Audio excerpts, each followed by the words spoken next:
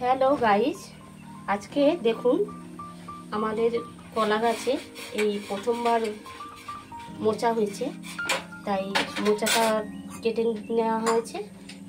আর আজকে আমি মোচা রান্না করব, আপনাদের দেখাবো যে মোচা ছাড়ানোর পদ্ধতি। প্রথমে এই খোলাগুলো ছাড়িয়ে নিতে হবে। আর যে এই কলা গাছের এই যে ফুলগুলো আছে, আপনারা যদি মনে করেন এইভাবে ছাড়াতে পারেন। যদি দেখুন যে আসছে না, তাহলে আপনারা কি করতে পারেন, ছুরি দিয়েও এটা কেটে নিতে পারেন। কাউকে ছোটো একটা লাল ছুরি এইভাবে আপনারা কেটে নিলে তাহলে সুন্দরভাবে কাটা হয়ে যাবে। হয়ে গেল এই কাটা। এই মোচাটা রেখে দিলাম। এইবারে এটাকে ছাড়াতে হবে। এইরকমভাবে ধরে নেবেন। ধরে নিয়ে এই যে ফুলের যে কড়া ফুলের যে এই যে একটা দেখবেন ছোট্ট একটা পাপড়ির মতো বেরোবে, এই পাপড়িটাকে এইভাবে টানলে দেখবেন ছিঁড়ে যাচ্ছে। আর এর যে এই লম্বা যে একটা বৃন্ত মতো ফুল থাকে, এই ফুলটাকেও এইভাবে ছাড়িয়ে নিতে হবে। ছাড়িয়ে নিয়ে এইভাবে রাখতে হবে। এইভাবে আমি একের পর এক কলার ফুলগুলো ছাড়িয়ে নেব। বন্ধুরা দেখতে পাচ্ছেন মোচা ছাড়ানো মোটামুটি আমার হয়ে গেছে। আর মোচা দিয়ে চিংড়ি মাছের ঘন্ট রান্না হবে। দেখুন অনেকটাই ছাড়ানো হয়ে গেছে, আর অল্প একটু বাকি আছে। তা আমি একে একে করে সবই পুরো মোচাটাই আমি ছাড়িয়ে নেবো। যেহেতু চিংড়ি মাছ দিয়ে রান্না হবে, তো তাই এর মধ্যে আদা রসুন সবই পড়বে। আপনারা মনোযোগ সহকারে দেখবেন যে আমি কিভাবে রান্না করছি, এবং আপনারা বাড়িতে ট্রাই করে দেখবেন যে খেতে কেমন লাগে। আপনাদের তো আমি আর রান্না করে দিতে পারছি না, তা আপনারা নিজেরাই রান্না করবেন, রান্না করে দেখবেন, সত্যিই খুব ভালো লাগে। দেখুন মোচা চিংড়ি ঘন্ট রেসিপিটা রান্না করার জন্য আমার কলার মোচাগুলো ছাড়ানো হয়ে গিয়ে আমি এবারে দেখুন এটা কেটে দিচ্ছি। কেটে আর এই জলের মধ্যে রাখছি। আর আমি আগে থেকেই হাতে একটু সর্ষের তেল মেখে রেখেছিলাম, সেটা আপনাদের বলা হয়নি, যেহেতু অনেকটা লেট হয়ে গেছে, তো সেই কারণে মনে ছিল না। এই দেখুন হাতে একটু তেল মেখে নেবেন। আমিও মেখে নিয়েছি, কিন্তু তার সাথেও একটা কালো মতো কষ বেরোচ্ছে। ওতে কোনো অসুবিধা হবে না, হাত ধুয়ে নিলেই কষ্ট চলে যাবে। এই দেখুন এক এক করে আমি কলার ফুলগুলো কেটে জলের মধ্যে রেখে দিচ্ছি। জলের মধ্যে না রাখলে এটা কিন্তু আরও কালো হয়ে যেতে পারে। আপনারা যেরকমভাবে কাটতে চান কাটতে পারেন। আমি একটু বড় বড় করেই কাটছি, বেশি ছোট করছি না, কেননা ধোয়ার সময় অসুবিধা হয়ে যায়। ধোয়ার সময় কি হয়, ঠিক মতো ওঠে না ওগুলো। সেই এই দেখুন, কেন রান্না করলে এমনিতেই ঘন্ট হয়ে যাবে। নাম হচ্ছে মোচা চিংড়ির ঘন্ট। সেই কারণে রান্না করতে করতে কষতেই ওটা ঘন্ট হয়ে যাবে। সেই কারণে আমি একটু বড় বড় কেটে জলের মধ্যে রেখে দিলাম। বন্ধুরা, মোচা চিংড়ি রান্না করার জন্য আমি মোচা কেটে নিয়েছি। কেটে ভালো করে কষলে ধুয়ে নিয়েছি। আর এই হচ্ছে আলু, ছোট ছোট করে ডুমো ডুমো করে কেটেছি। আর পেঁয়াজ কুচিয়ে রেখেছি। এবার আপনারা ভাবছেন যে মোচা চিংড়িতে কি এত পেঁয়াজ দেওয়া হবে? আগে না, এত পেঁয়াজ আমি দেবো না। অ্যাকচুয়ালি পেঁয়াজটা কেটে রেখেছি এই কারণে, পেঁয়াজটা আমি এই যে কলমি শাক কেটে রেখেছি, দেখুন এই কলমি শাক ভাজা হবে, সেই কারণে আমি পেঁয়াজটা একটু বেশি করে কুচিয়ে রেখে দিয়েছি চপ করে। আর এই দেখুন টমেটো কেটে রেখেছি। এবারে বন্ধু আপনারা দেখুন যে আমি মোচাটা একটু জলে সিদ্ধ করে নেবো, মানে ভাপিয়ে নেবো হলুদ গুঁড়ো দিয়ে। আপনারা আমাদের সঙ্গে থাকুন। বন্ধুরা দেখুন কড়াই জল গরম বসিয়ে দিয়েছি। এবার আমি কলার ফুলগুলো এর মধ্যে দিয়ে দেবো ভাপানোর জন্য।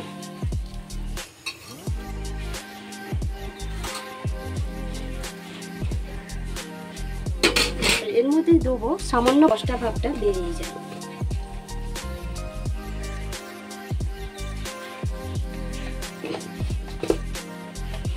সামান্য পরিমাণ হলুদ গুঁড়ো দিয়ে দিলাম। দিয়ে এইবারে একটু নাড়িয়ে এটাকে ভাপাতে দিয়ে দেবো। বন্ধুরা, মোচাটা এই দেখুন আমি একটু গরম জলে হলুদ গুঁড়ো দিয়ে আর মোচাটা একটু ভাপিয়ে নিয়েছি।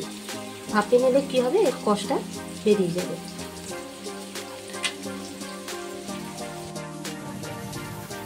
কড়াই প্রথমে দেখুন সর্ষের তেল দিয়ে দিলাম। এবার দেবো দুটো তেজপাতা আর কেটে দিই।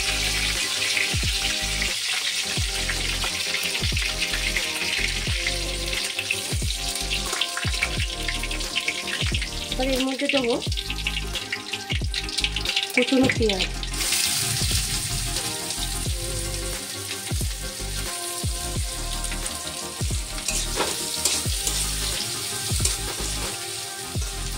অফ করে দাও।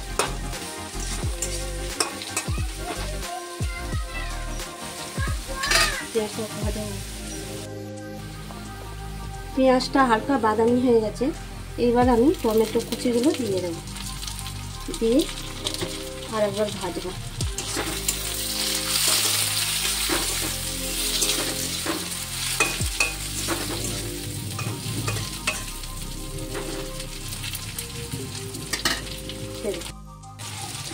এইবারে 1 চামচ আমি নুন দিয়ে দিলাম, দিয়ে এটাকে আর একটু ভাজবো। নুন দিয়ে টমেটো পেঁয়াজটা ভাজছি এই কারণে, নুন দিয়ে ভাজলে কি হয়, টমেটোটা নরম হয়ে যায়, তাহলে কি তাড়াতাড়ি গলে যাবে আর খেতে সুস্বাদু লাগবে।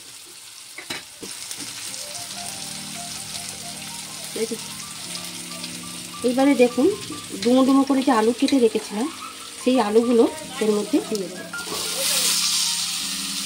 দিয়ে আবার একবার ভাজবো।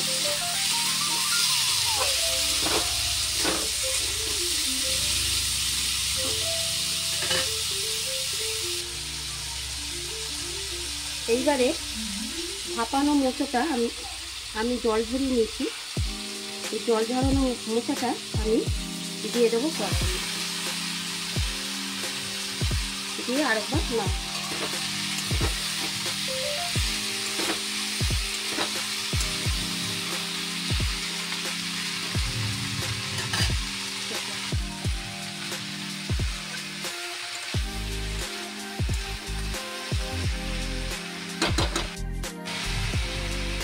এইবারে দেখুন এক এক করে সব মশলা দিয়ে দেবো। যেমন দিলাম আদা বাটা, খুবই সামান্য পরিমাণ দিচ্ছি,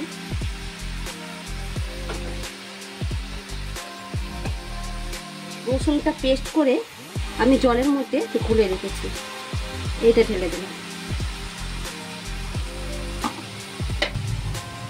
হাফ চামচ হলুদ গুঁড়ো আর 1 চামচ লঙ্কার গুঁড়ো, এটা আমি আবার নাড়বো।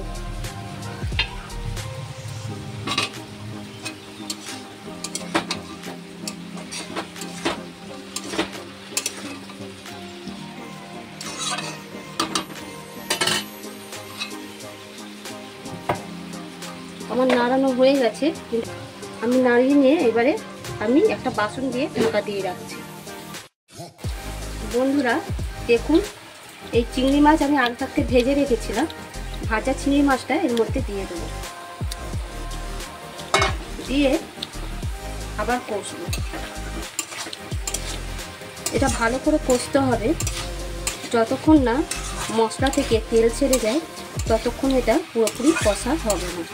সেই কারণে আমি এটাকে ভালো করে কষে নিচ্ছি। মশলাটা ভালোভাবে কষা হয়।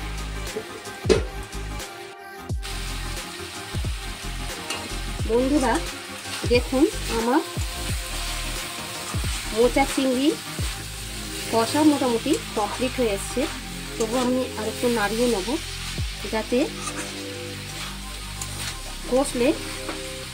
আর আপনাদের কি বলবো বন্ধুরা, আমি এই যে মোচা চিংড়িটা কষছি চিংড়ি মাছের সাথে, এত সুন্দর একটা মিষ্টি লোভনীয় গন্ধ বেরোচ্ছে, মানে এত সুন্দর একটা সেন্ট বেরোচ্ছে, সেটা আপনারা তো অনুভব করতে পারবেন না।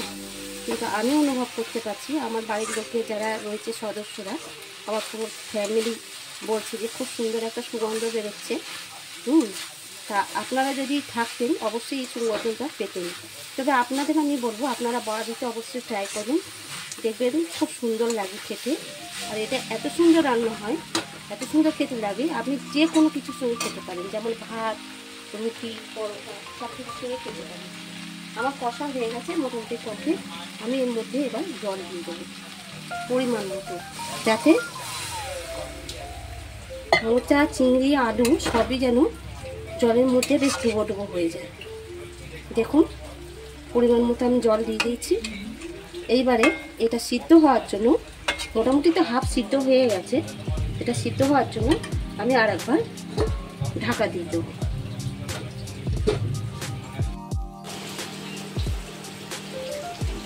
আমি এবারে দেখবো যে কতদূর হয়েছে তরকারিটা। এই দেখুন ঢাকনা আমি খুলে দিলাম। হ্যাঁ, বেশ বসে বসে গেছে, আবার একটু নাড়িয়ে নেব।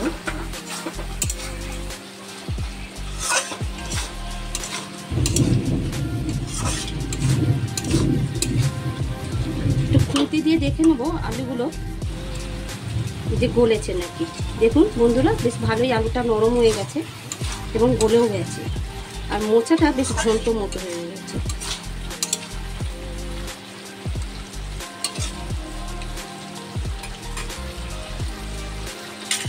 আর এই দেখুন আমি গরম মশলা বেটে আর গুলে রেখে দিয়েছিলাম জলের সাথে, এটা আমি এবার মোচা চিংড়ির মধ্যে ঢেলে দেবো। এবার আর একটু নাড়িয়ে নেব, যাতে গরম মশলাটা খুব ভালোভাবে মোচা চিংড়ি ঘন্টর সাথে মিশে যায়। আমার হয়ে গেছে মেশানো, এবার আমি ঢাকা দিয়ে দেবো।